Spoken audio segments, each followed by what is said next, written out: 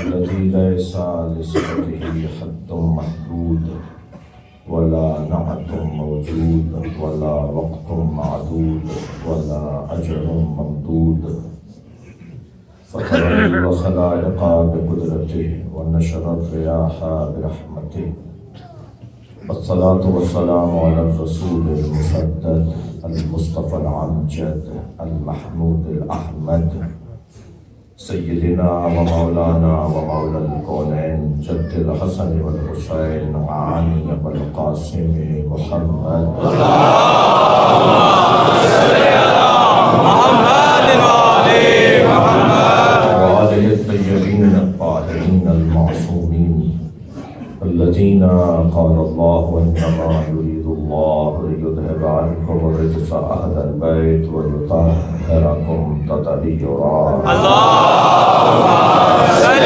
على محمد وآل محمد ولعنة الله على أعدائهم أجمعين من يوم عداوتهم إلى قيام يوم الدين، أما بعد، حكيم في قرآن بسم الله الرحمن الرحيم وجعلنا منهم أئمة يهدون بأمرنا لما صبروا وكانوا بآياتنا يوقنون، صلوات۔ اللهم صل على محمد وآل محمد، اس سے بہتر و بلند صلوات پڑھیں۔ اللهم صل على محمد وآل محمد۔ سورہ مبارکہ سجدہ کی 24ویں آیت ہے جو میں نے آپ کے سامنے پڑھی۔ اللہ اپنے اس کلام میں ایک اپنے حتمی فیصلے کا اعلان کر رہا ہے۔ ویسے تو اس کا ہر فیصلہ حتمی ہے، فیصلے ان کے بدلتے ہیں جن کا علم بدلتا ہے، رائے وہ بدلتے ہیں جن کی تعلیم بہتر ہوتی ہے۔ اللہ کا ہر فیصلہ حتمی ہے۔ اس نے کچھ حتمی فیصلوں میں سے ایک فیصلہ یہ رکھا ہے کہ امام ہم بنائیں گے۔ اگر اس مائک کو ٹھیک کرنے اور اسے سنبھالنے کی ذمہ داری کوئی ایک لے لے، اس ہال کی انتظامی ذمہ داری کوئی ایک فرد لے دے، تو احتیاط یہ ہے کہ کوئی اور اس میں دخالت دینے سے پہلے اس سے پوچھ لے کہ ہم آپ کا کام کرنا چاہتے ہیں، آپ کی اجازت ہے۔ ادب اور تہذیب کا تقاضا تو یہ ہے کہ جس کا جو کام ہو اس کی اجازت کے بغیر کوئی اور انجام نہ دے۔ جب اللہ نے ایک دفعہ نہیں قرآن میں 10 جگہ کہہ دیا کہ خلیفہ میں بناؤں گا، امام میں بناؤں گا،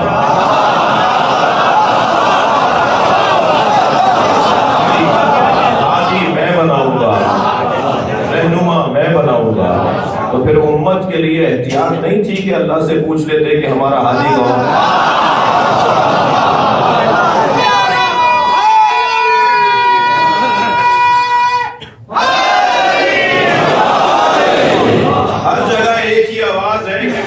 تقرریاں ہونی چاہیے، میرٹ پہ پارٹی ٹکٹس ملنے چاہیے، میرٹ پہ تبادلے ہونے چاہیے، میرٹ پہ داخلے ہونے چاہیے۔ ہم بھی 1400 سال سے یہی کہہ رہے ہیں کہ نبی کے بعد میرٹ پہ ماننا چاہیے۔ وہ میرٹ کیا ہے، وہ قابلیت، وہ معیار، وہ ہے کیا؟ ہر ایک شعبے کے لیے معیار مختلف ہے، مگر امامت کے لیے جو معیار اللہ نے بنایا ہے، پہلا معیار تو یہ ہے کہ اللہ بنائے گا۔ ہمارے پاس کوئی نص ہونا چاہیے، ہمارے پاس قرآن سے کوئی آیت ہونی چاہیے، یا جسے اللہ نے بنایا ہے اس کا بنایا ہوا ہونا چاہیے۔ تو یہ مسلسل نص کا عنوان پائے گا۔ دوسرے اس آیت کریمہ میں اللہ نے وَجَعَلْنَا مِنْهُمْ أَئِمَّةً يَهْدُونَ بِأَمْرِنَا، اور ہم نے ان میں سے کچھ کو امام بنایا۔ اچھا، جن میں سے اس نے کچھ کو امام بنایا، وہ قبیلہ کون سا ہے؟ جن میں سے وہ امام بنائے گا، خود وہ بھی تو کوئی معیاری قبیلہ ہے نا۔ اللہ اس آیت میں میرے بازیہ علماء تشریف فرمائے، ان سے میں دعا لوں کہ وَجَعَلْنَا مِنْهُمْ أَئِمَّةً يَهْدُونَ بِأَمْرِنَا، اور ہم نے ان میں سے کچھ کو امام بنایا۔ بہت دیر لگا سکتا ہوں، وقت میرے پاس تنگ ہو گیا، اور انشاءاللہ دوبارہ حاضری ہوگی تو بہتر اور اچھے انداز سے مفصل گفتگو ہو۔ وَجَعَلْنَا مِنْهُمْ أَئِمَّةً يَهْدُونَ بِأَمْرِنَا، اور ہم نے ان میں سے کچھ کو، اللہ کن میں سے کچھ کو امام بناتا ہے؟ اللہ جن میں سے امام بناتا ہے، ان میں سے ایک کا نام عباس ہے۔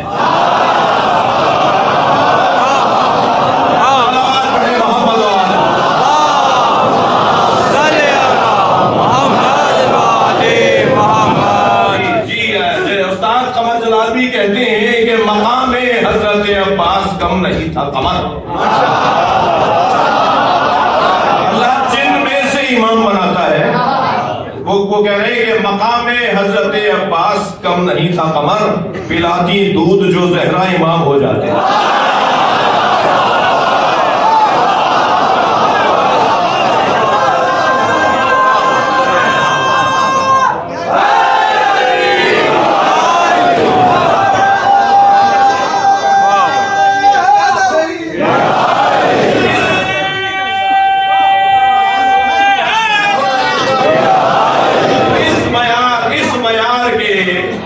لوگوں میں سے اللہ نے حسن مولا کو امام بنایا۔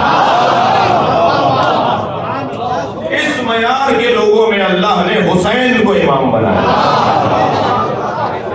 خبردار، جیسے اللہ مانا جاتا ہے، منوایا جاتا ہے، بنایا نہیں جاتا،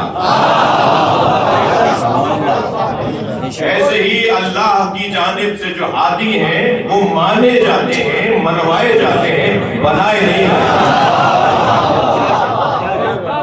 جی، مدرسے میں مجلس پڑھ رہا ہوں، ایک اس طرح ہے کہ فاقد شے مقتی شے نہیں ہو سکتا۔ جس کے پاس علم نہیں ہو وہ عالم کیا بنائے گا؟ جس کے پاس خود صبر نہ ہو وہ صابر کیا پیش کرے گا؟ تو امام بنانے کے اندر جو امامت کی شرائط ہے، کسی وقت اور پہ تفصیل سے امام رضا کی بڑی مفصل حدیث ہے کہ امام کی صفات کیا ہیں۔ خود امام موسیٰ کاظم علیہ السلام سے پوچھا گیا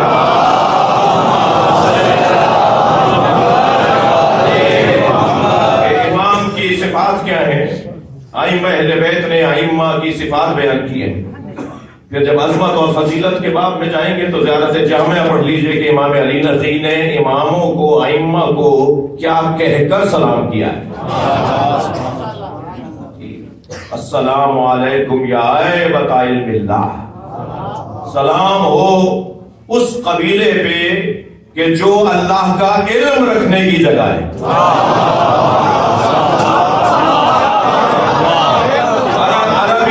عربی میں ایبا جس کو آج آپ جس اس دور کے اندر آپ جسے تجوری کہتے ہیں نا، اور تھوڑا سا آپ کی زبان میں کہہ دیتا ہوں لاکر، جہاں قیمتی شے رکھی جاتی ہے اور رکھنے کے بعد اطمینان ہو جاتا ہے کہ یہاں سے کوئی لوٹنے والا لوٹے گا نہیں.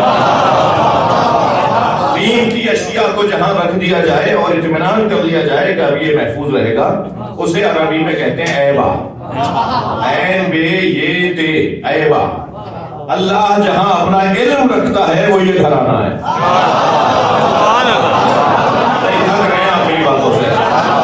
بھائی دیکھیے، اللہ جب اپنا علم کاغذ پر اتارتا ہے تو اسے قرآن نام دیتا ہے، اور جب پیکروں میں ڈھالتا ہے تو محمد اور علی نام.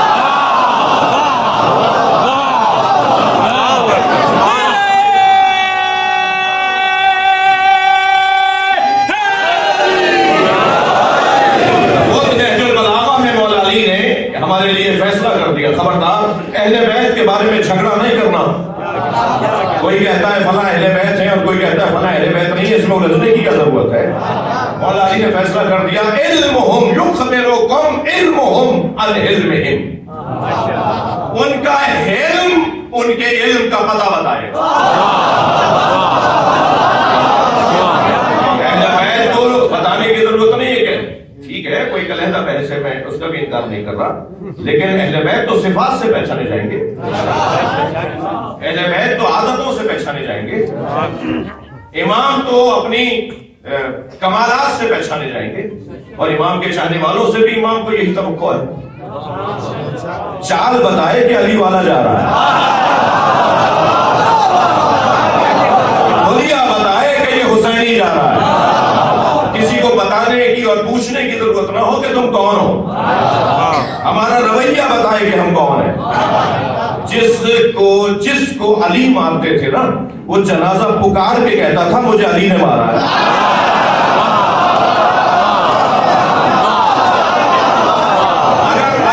اگر عمودی مارتے تھے تب بھی برابر کا گٹ کے گرتا، اگر افقی مارتے تھے تب بھی برابر کا گرتا تھا.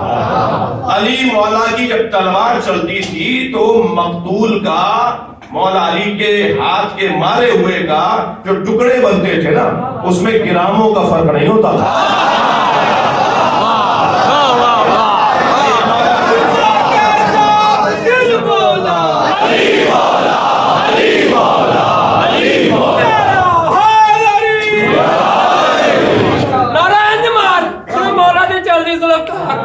اونچا بول کے پنجہ کھول کے جو نعرہ لگائے گا دل کی مراد پائے گا.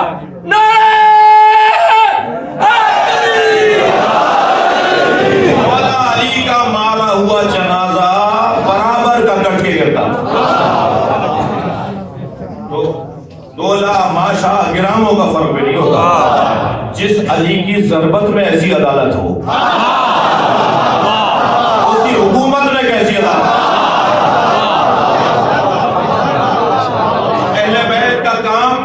پکار کے بتاتا ہے کہ یہ اہل بیت کا. ائمہ کی صفات ہیں، کسی کو منوانے کی ضرورت نہیں ہے. یہ ووٹوں کی بنیاد پر امام نہیں مانے جاتے.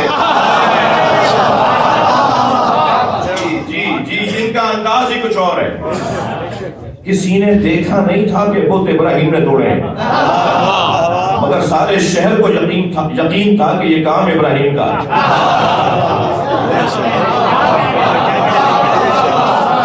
سارا شہر تہوار منانے کے لیے باہر گیا ہوا تھا. حضرت ابراہیم نے موقع غنیمت جانا اور بت خانے میں جا کے کسی کی آنکھ پھوڑی، تو کسی کی ناک کاٹی، تو کسی کا کان کاٹا، اور کسی کا پیر توڑا، اور بڑے بت کے گلے میں کلاڑی لٹکا دی، اور بڑے اطمینان کے ساتھ ساری کارروائی کر کے آ گئے. اور جب یہ لوگ واپس آئے تو بتوں کا یہ حال دیکھا تو کہنے لگے ہو نہ ہو یہ اسی جوان کا کام ہے جیسے ابراہیم کہتے ہیں. فتن یقال لہ ابراہیم، ایک جوان ہے جسے ابراہیم کہا جاتا ہے۔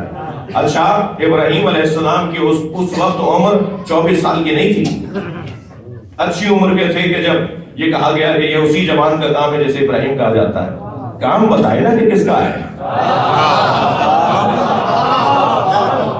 جی حضرت ابراہیم نے بت توڑے، بلا لیا، ابراہیم تم نے کیا یہ کام؟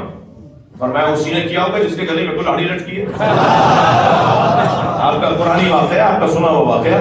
تو حضرت ابراہیم نے فرمایا یہ اسی کا کام ہے جس کے گلے میں کلاڑی، کہنے لگے وہ تو ناک پہ بیٹھی مکھی نہیں جل سکتا۔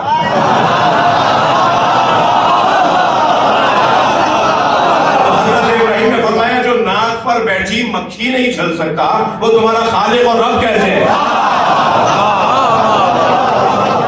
ان کا طریقہ بتاتا ہے، ان کے اعمال، ان کا رویہ، ان کی صفات سے پتہ چلتا ہے کہ یہ کون ہے۔ آپ کو اور مجھے جتنا اللہ کا شکر ادا کرے نا اتنا کم ہے۔ کہ جس دروازے پہ بیٹھے ہیں اس سے اچھا دروازہ نہیں ہے۔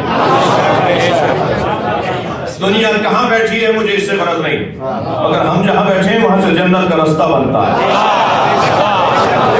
ترقی کی راہیں کھلتی ہیں۔ ہم جس دروازے کے مرید ہیں، ہم سے مراد شیعہ نہیں، شیعہ سنی۔ جی مجھے میں جتنا بڑا شیعہ ہوں اتنا ہی بڑا سنی بھی ہوں۔ سنی ہماری جان ہے۔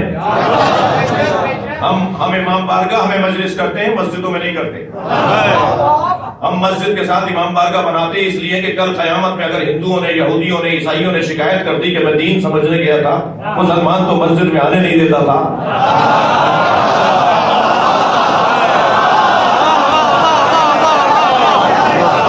ہم مسجد اور امام بارگاہ برابر برابر بناتے ہی اس لیے ہیں کہ یہ امام بارگاہ حسین کا خیمہ ہے، ہر آنے والے حر کے لیے کھلا رہنا چاہیے۔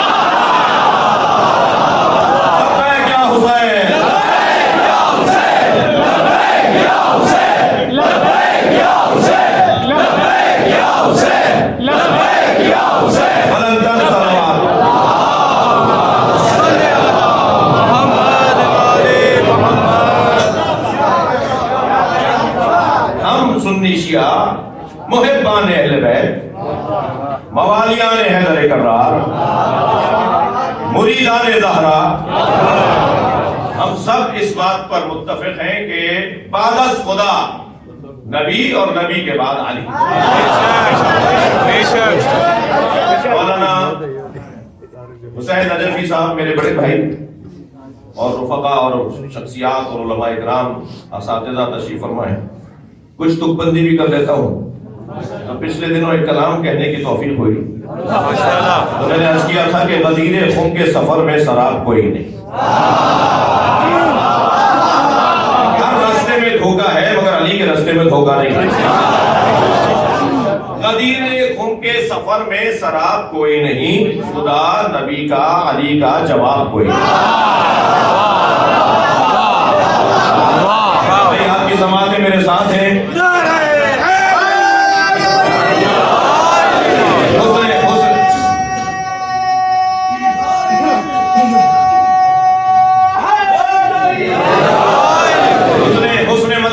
پیش کر رہا ہوں کہ ہزار ذرے مگر آفتاب کوئی نہیں،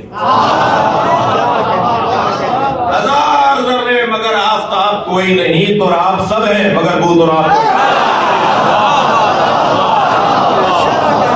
بڑی عنایت لاہور میں مجلس پڑھ رہا ہوں۔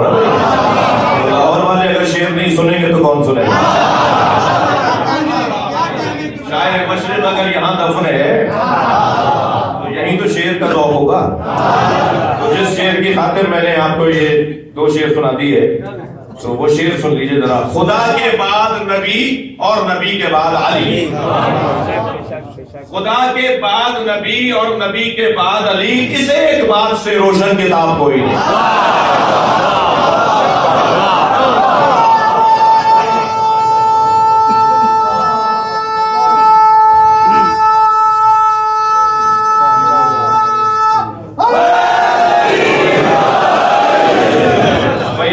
آپ کی سماعتیں دیکھ کر اسی کلام کے 2 شعر اور سنیں۔ حقیقتاً ابو طالب کے لاڈلے کے سوا. رجب کا مہینہ ہے بھائی، مولا علی کا مہینہ ہے. حقیقتاً ابو طالب کے لاڈلے کے سوا نہیں ہے مثل رسالت محاب کوئی نہیں. اور سارا کلام نہیں سنانا آپ کو، یہ دو مصرے اور سن لیجئے کہ کنوں میں ترک تبرع یہ غیر ممکن ہے.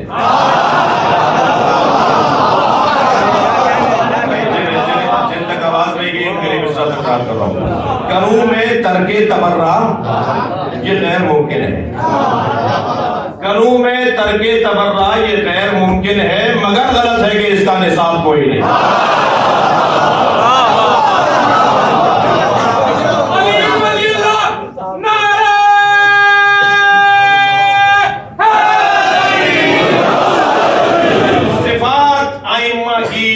اللہ نے بیان کیے ہیں.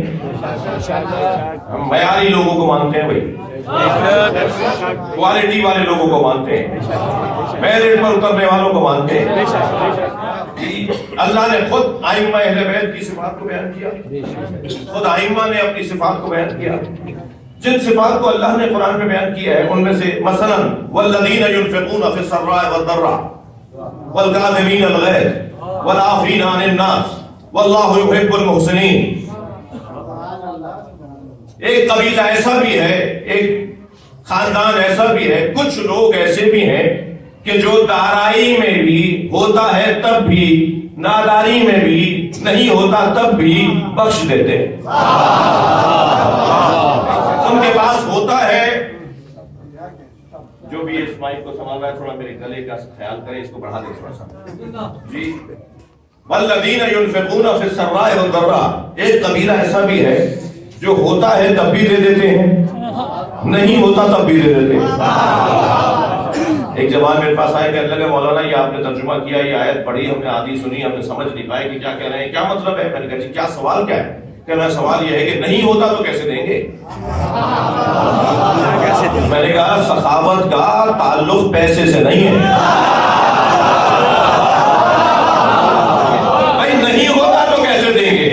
تم دینے والے ہوتے تو تمہارے پاس پیسہ بھی ہوتا. تم مزاج میں سخاوت لے آؤ، اللہ تمہیں واسطہ فیض بنا دے گا. تمہارے ذریعے سے لوگوں کے مسئلے حل ہوں گے. سخاوت کا کوئی تعلق پیسے سے نہیں ہے میرے بچوں. دروازے پر تو وَيُطْعِمُونَ الطَّعَامَ عَلَىٰ حُبِّهِ مِسْكِينًا یتیما واسیرا. دروازے پر تو مسکین آیا تھا، مساکین نہیں آئے تھے.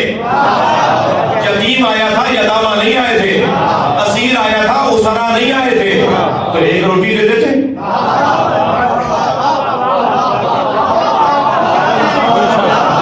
بھائی ایک روٹی دے دیتے، اس کا پیٹ بھی بھر جاتا، آپ بھی افطار کر لیتے. یہ مانگنے والا اسیر ہے، یتیم ہے، مسکین ہے، مگر 5 روٹیاں دی جا رہی ہیں. مولا علی سے کہے مولا ایک روٹی لے دیتے، اس کا بھی پیٹ بھر جاتا، آپ بھی افطار کر لیتے. تو عجب نہیں علی کا جواب آئے کہ مانگنے والے نے کب کہا ہے کہ مجھے علی کی روٹی چاہیے.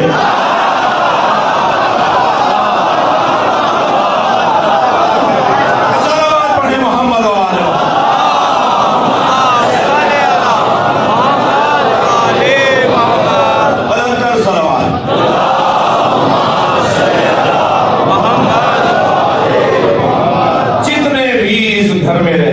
سب عطا کریں گے.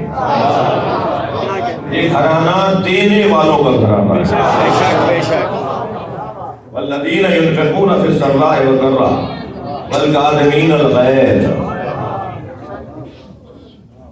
قزم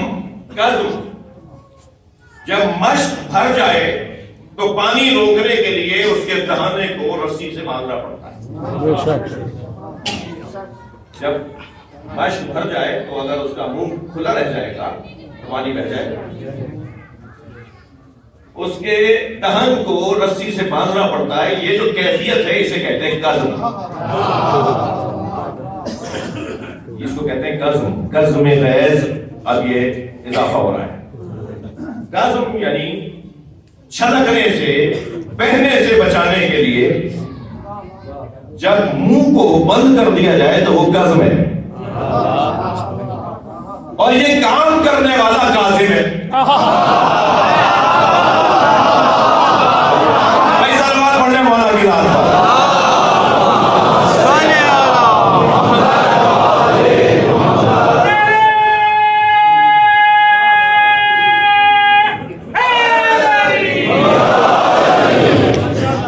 حضرت موسی کاظم علیہ السلام بلند تر صلوات۔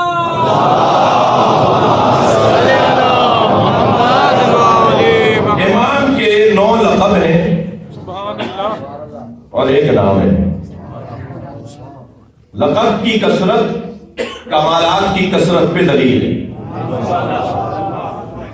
جو آپ کی ذات میں کمالات ہیں وہ آپ کے القاب سے ظاہر ہو رہے ہیں۔ تو جتنے القاب ہیں اتنے ہی آپ کے کمالات ہیں، اور نام حضرت کا ایک ہے اور وہ ہے موسیٰ۔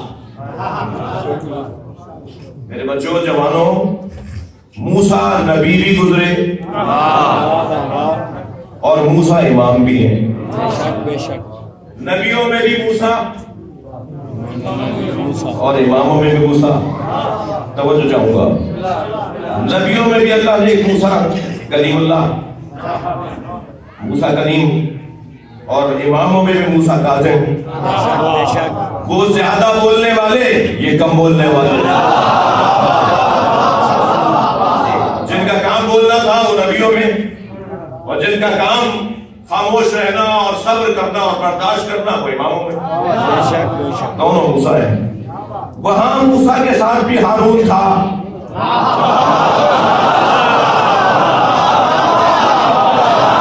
اور یہاں موسیٰ کے ساتھ بھی ہارون ہے، مگر وہ ہارون نبی اور یہ ہارون دشمن۔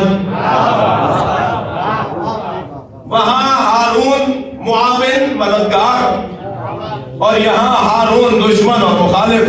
تو یہی تو ہم ایک مدت سے پکار رہے ہیں کہ ناموں میں مت جانا۔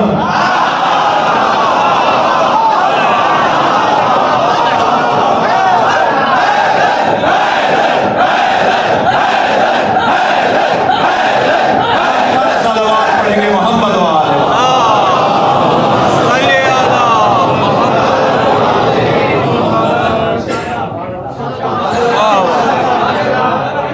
ہم اگر نام کو اعتبار دیتے ہیں تو انہی ناموں کو جو اللہ نے رکھے ہوتے ہیں، ورنہ اصل تو مسئلہ کام کا ہے، کردار کا ہے۔ وہاں کردار اچھا تو علیہ السلام، ہارون علیہ السلام، کیونکہ کردار اچھا ہے، اور یہاں کردار اچھا نہیں ہے تو ہارون۔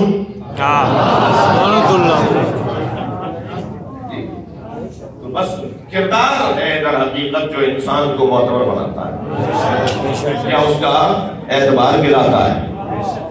تو کیفیت دونوں کے ہاں بڑا منفرد انداز کے ساتھ اللہ نے رکھی ہے۔ وہاں نبی کے ساتھ بھی کچھ آزمائشیں ہیں اور یہاں نبی امام کے ساتھ بھی کچھ آزمائشیں ہیں۔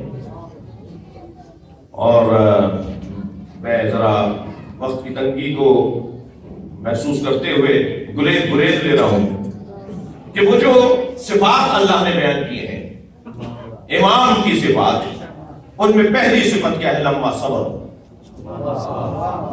وجعلنا منہم ائمۃ یہدون بامرنا، اور ہم نے ان میں سے کچھ کو امام بنایا ہے جن کی پہلی صفت یہ ہے کہ لمبا صبر ہو، وہ صابر ہے۔ صبر صفت ہے امام کی۔ اماموں کے لیے، ائمہ کے لیے صفت بارز روشن صفت ان کا صبر ہے، ان کا برداشت ہے، ان کی تحمل مزاجی ہے۔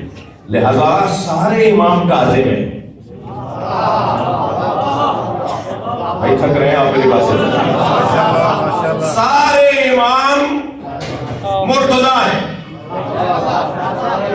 سارے امام مجتبی ہیں، ہر امام شہید ہے، ہر امام شہید ہے، زین العابدین ہے، ہر امام باقر العلوم ہے، ہر امام رضا ہے، ہر امام عسکری ہے، اور ہر امام مہدی ہے۔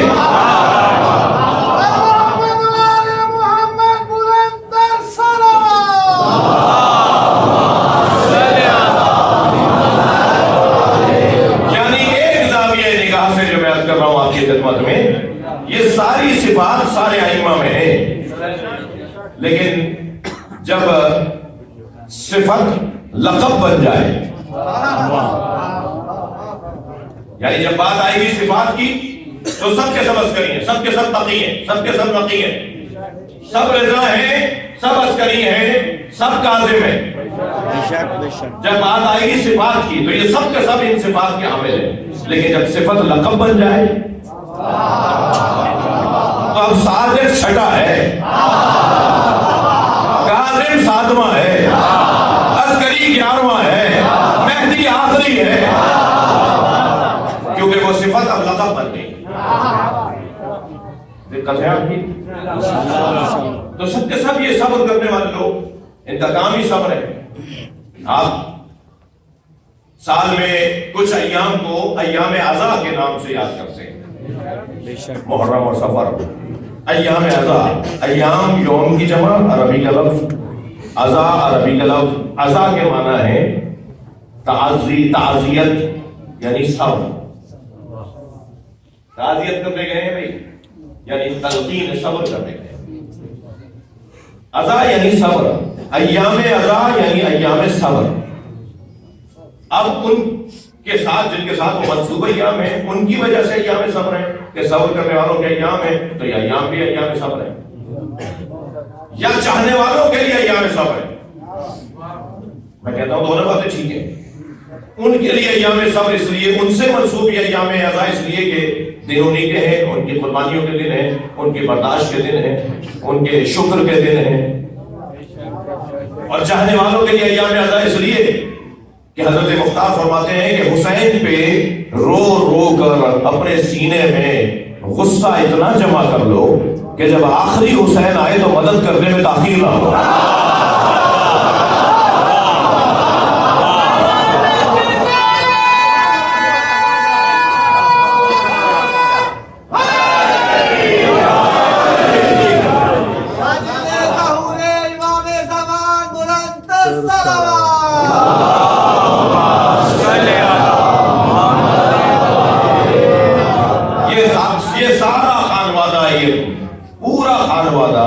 صابروں کا خانوادہ ہے۔ کیوں امام کے ساتھ یہ صفت لقب بنی؟ کاظم برداشت کرنے والا، غصہ پینے والا۔ غصہ کس بات کا تھا؟ غصے کا کیا تعلق ہے؟ کیوں امام کو کاظم کہا؟ یہ وہ امام معصوم ہے کہ جن کے زمانے سے چاہنے والوں میں اختلاف شروع ہو گیا۔ کچھ جائیں گے ان کے بھائی اسماعیل کو امام ماننے، کچھ انہیں امام مانیں گے، اور انہیں پتا ہے کہ امام کون ہے، اور خود اسماعیل کو پتا ہے کہ امام کون ہے، اور خود امام جعفر صادق کو پتا ہے کہ امام کون ہے۔ لیکن ایک تعداد ہے، نعرہ تو محبین کا لگائے گی کہ ہم محب ہیں، مگر امام پر اعتراض کریں گے، اور یہ سلسلہ اور آگے بڑھے گا۔ ان کے فرزند امام رضا کے ساتھ کیا ہوگا کہ کبر سنی میں جب امام تقی کی آمد ہوگی، ولادت ہوگی، تو لوگ کہیں گے یہ ان کا بچہ بھی ہے یا نہیں۔ خود چاہنے والے قیافہ شناس بلائیں گے۔ امام ایک کرسی پہ تشریف فرما ہوں گے، قیافہ شناس امام تقی کو دیکھ کر بتائے گا کہ ان لوگوں میں اس کا بابا کون ہے۔ یہ کسی اور نے نہیں کیا تھا انتظام، یہ خود چاہنے والوں نے کیا تھا۔ میں ایک جملہ کہتا ہوں کہ صلح حدیبیہ پہ شک کرنے والے تو اس خیمے کے لوگ تھے، مگر صلح امام حسن پہ شک کرنے والے تو اس خیمے کے لوگ تھے۔ لہذا وہ جو تاریخی کمزوریاں ہیں، وہ جو ہماری انسانی تقاضوں کے مطابق وسوسوں، توہمات اور شیطانی حملات کا اثرات انسان کی زندگی پر آتے ہیں، انہیں بہرحال ہلکا اور اشارتاً ہی صحیح دہرانے کی ضرورت ہے، تاکہ ہم آمادگی کریں کہ جب آخری کاظم آئے، جب آخری رضا آئے، تو پھر کوئی شک نہ رہے یہ سب کچھ تم نے تو دیکھ لیا تھا، تمہارے پاس تو معیار اتنا اونچا ہے کہ تمہارے پاس تو امام مولا علی کے زمانے کے مشاہدات، امام حسن کے ساتھ کیا ہوا مشاہدات، امام حسین کے ساتھ کیا ہوا مشاہدات، تمہارے پاس تو 11 اماموں کے مشاہدات ہیں. اب تو پھر گنجائش نہیں رہتی کہ آخری حسین کو تنہا چھوڑ دیا جائے، آخری علی کو تنہا چھوڑ دیا جائے. لہذا ائمہ اہل بیت کی سیرت پر جتنا غور کیا جائے گا اتنا یہ دور مضبوط ہوگا. انتظام کی ضرورت ہے، اہتمام کی ضرورت ہے. سب سے پہلا عنوان کیوں؟ صبر. کاظم کیوں؟ اس لیے کہ اس دور کے اندر امام معصوم کے ساتھ یہ سب کچھ ہونا تھا. اور فرمایا کبھی یہیں سے میں گریز مسائل کے لوں گا. اور فرمایا ہمارے ملک میں اگر کوئی بہت بڑی شخصیت جی مجھ جیسا ناچیز نااہل اگر 4 گھنٹے کے لیے کہیں چلا جائے تو پورا ملک پریشان ہو جاتا ہے. 14 سال قید میں تھے. اس وقت کے شیعوں کا کتنا بڑا امتحان ہے. کوئی ریلی، کوئی احتجاج، کوئی اجتماع ہوا، اس وقت کے شیعوں نے کوئی احتجاج کیا، جیل بھرو تحریک چلائی. اتنا بڑا امتحان تھا اس وقت کے چاہنے والوں کے لیے. نہیں تھے کیا چاہنے والے؟ امام موسیٰ کاظم کے چاہنے والے کیا نہیں تھے؟ بہت بڑی تعداد میں تھے. جب پورے بغداد سے جنازہ اٹھایا جائے گا تب یہ کتنے بڑے تعداد میں چاہنے والے ہیں. سینکڑوں میں نہیں، ہزاروں کی تعداد میں جنازے میں تھے. رونا اس بات کا ہے کہ جو کاندھا دینے آئے وہ جیل سے چھڑوانے کیوں نہیں آئے. یہ امتحان تھا، یہ اس وقت کی آزمائش تھی. خود امام موسیٰ کاظم کا قسم اور برداشت دیکھیے کہ اپنے چاہنے والوں سے کہتے ہیں اب کے بعد وضو ایسے نہیں، ایسے کرو گے. آج کے بعد ہمارا حکم ہے کہ وضو بدل دو تاکہ تمہاری جان بچ جائے. ہر آئینے کو آئینہ بردار چاہیے. تم زندہ رہو گے تو ہمارا نام لو گے نا. اپنے چاہنے والوں کو کیسا بچایا؟ اگر تم ہی مار دیے گئے، تم ہی دیواروں میں چن دیے گئے، تمہارا ہی نشان مٹا دیا گیا، تو آگے کیسے تم اس عالم کو لے کے چلو گے؟ اس زمانے کے لوگوں کا کتنا بڑا امتحان تھا کہ ان کا امام 1-2 سال نہیں، یہ 14 سال کی جو تعداد اور عدد اور سالوں کی تعداد بیان ہوئی ہے. بہرحال اگر صحیح بھی ہو تو اتنا ضرور ہے کہ 4 سال سے زیادہ امام قید میں رہے. میں آج ہی اہل سنت کی ایک کتاب پڑھ رہا تھا جو امام موسیٰ کاظم پہ انہوں نے لکھی ہے. ایک بزرگ عالم نے، سنی عالم نے، انہوں نے لکھا ہے کہ 9 مرتبہ قید میں گئے، اور ہر مرتبہ جو امام کا قید کا دورانیہ تھا وہ مہینوں میں زیادہ مہینوں کا ہوتا تھا. یعنی کبھی 10 مہینے کے لیے، کبھی 11 مہینے کے لیے، کبھی 6 مہینے کے لیے بار بار اسیر کیا جاتا تھا. چاہنے والوں کی آزمائش دیکھیے آپ نے. ہر روز ہارون کے دربار میں رات میں محفل درب سجتی ہے، لہو لعب کی محفل سجتی ہے. ایک دن ایک ندیم نے وہاں بیٹھے ہوئے کرسی نشین نے کہا کہ آج ہم نے ابو العطا کو بغداد کے بازار میں دیکھا ہے. تو ہارون نے کہا ابو العطا تو مدینے کا شاعر ہے، بہت بڑا نام، بہت بڑا ادیب ابو العطا، یہ تو مدینے کا رہنے والا ہے، یہ بغداد میں تم نے کیسے دیکھ لیا؟ کہا میں نے خود دیکھا ہے. بادشاہ ہے، حاکم ہے، حکم نامہ جاری ہوا کہ ڈھونڈو ابو العطا کیا بغداد آیا ہوا ہے. ڈھونڈ لیا. ایک سرائے میں ٹھہرے ہوئے تھے، ایک مسافر خانے میں ابو العطا ٹھہرے ہوئے. کہا آپ کو امیر نے، بادشاہ نے، حاکم نے، خلیفہ نے بلایا. بلا لائے دربار میں. ابو العطا اتنے بڑے شاعر اس اپنے زمانے کے اس وقت کے اگر 5 بڑے ادیب تھے ان میں ایک ابو العطا. ان کے اشعار مدرسوں میں پڑھائے جاتے ہیں، ان کے دیوان، ان کے اشعار نقل ہوئے ہیں مختلف متون کے اندر. ابو العطا آج فلاں غزل سناؤ. اب روزانہ غزلیں سن رہے ہیں ان سے، روزانہ ان کا کلام سن رہے ہیں. 4تھا 5واں دن آیا اور فرمائشوں کا سلسلہ تھا، اور کہا وہ غزل سناؤ جو تم نے فلاں جلسے میں اور فلاں جگہ پڑھی تھی. تو ابو العطا نے ایک مرتبہ دھیمے سے لہجے میں کہا کہ مجھے اس کے بدلے میں کچھ ملے گا. हारून ने कहा जो मांगोगे मैं मिलेगा, जो कहोगे मैं दूंगा। अब अल्लाह ने कलाम सुना दिया। जब कलाम खत्म हो गया तो हारून कहने लगा तुम कुछ कहना चाह रहे थे, कुछ मांगना चाह रहे हो, क्या ख्वाहिश है तुम्हारी? तो आंखों में आंसू भर के कहा मेरे इमाम को आजाद करो।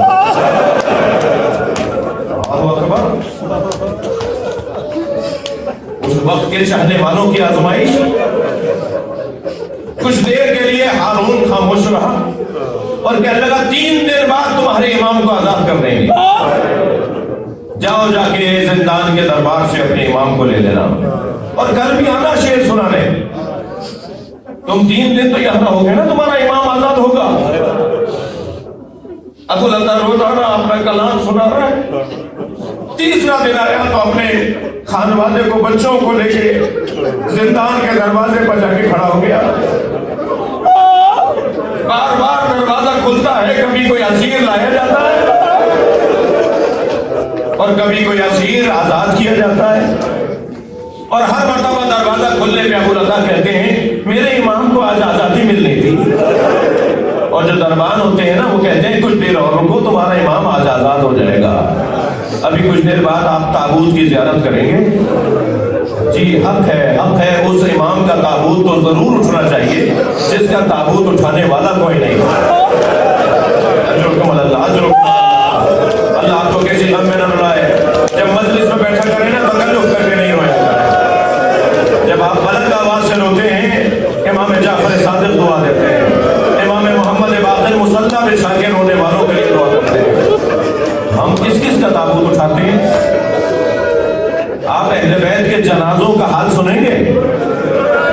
नबी के जनाजे में 11 लोग थे। अल्लाह को कोई बंदा दे। उम्मत को एतराज हुआ कि अली ने हमारा इंतजार नहीं किया और नबी को दफना दिया। मौला ने खुतबा दिया कि मैं अहले बैत हूँ, मेरे ऊपर जिम्मेदारी थी कि कैसे खुसरो कफन दूं, मैं किसी के इंतजार का मोहताज नहीं था। इस घर में दूसरा जनाजा 75 या 95 दिन बाद